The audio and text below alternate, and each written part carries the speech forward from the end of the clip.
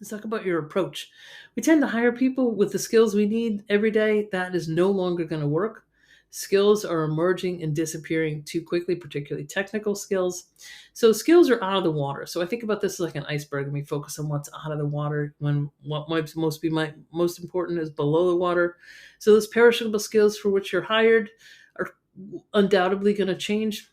At the waterline, we're paying a little bit more attention now to those durable, uniquely human skills and traits: empathy, creativity, collaboration, communication. These are the new hallmarks of a leader. These are also new hallmarks of a good team member. They're at the waterline because we're starting to pay attention to them.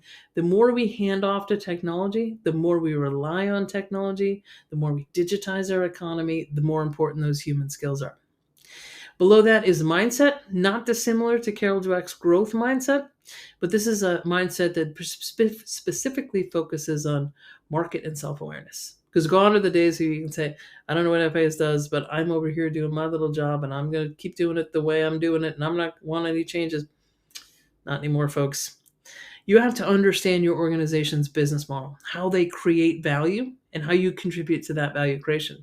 Because when their business model changes, and it will in some way, or spin off a new business or spin off a new line, you've got to change at it or ahead of it. So this requires both awareness, self awareness, and market awareness. Below that, and probably the most important, is your motivational drive. It's your understanding your purpose. What do you get excited about? Why do you get up every day? What are the first things you do with enthusiasm? These are the things that will make you self propelled. You're going to want to sculpt your jobs around those things, that feeling of curiosity, passion, and purpose.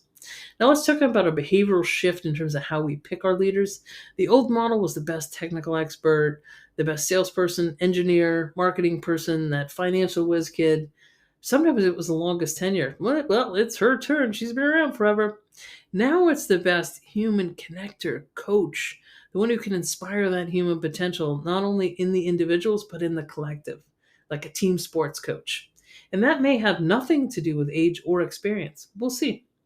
The focus shifts from driving productivity, which technology will handle, to inspiring that potential. The value traits, that unquestioned expert who can make decisions in certainty, is a liability today. You need a humble, curious learner who's comfortable saying those very four difficult words: I do not know. Say it after me. I do not know, or I don't know. We need to get much more comfortable saying I don't know. When you don't know, give the possibility to learn.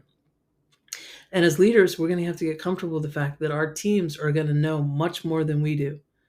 You're going to need them to show you the dots so you can connect them.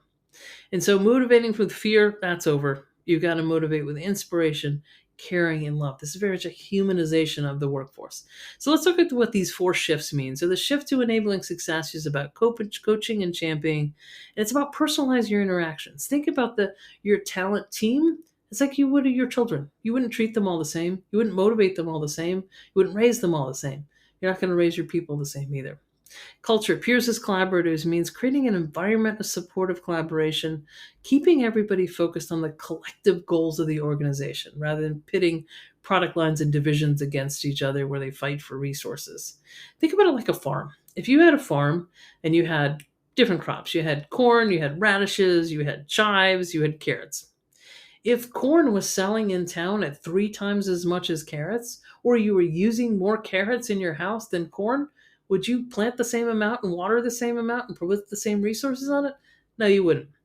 But you'd focus on what was best for the farm, both to feed your family and to create new resources by selling your crops in town. That's how you have to treat your organization.